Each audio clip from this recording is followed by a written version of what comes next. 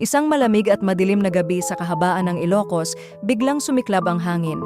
Sa gitna ng ulap at makapal na hamog, may mga yabag ng kabayo, mabilis, mabigat at tila nagmumula sa wala. Sabi ng matatanda, kapag narinig mo ito, huwag kang lilingon dahil doon nagsisimula ang bangungot. Lumalabas daw ang headless rider, isang manggangabayo na walang ulo, nakasakay sa itim na kabayo na may naglalagablab na pulang mga mata.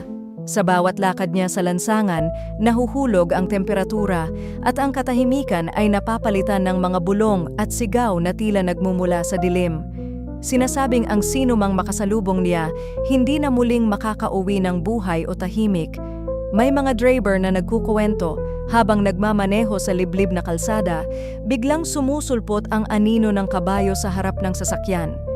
Walang mukha, walang ulo, pero ramdam mo ang malamig na hangin at amoy ng dugo na bumabalot sa paligid.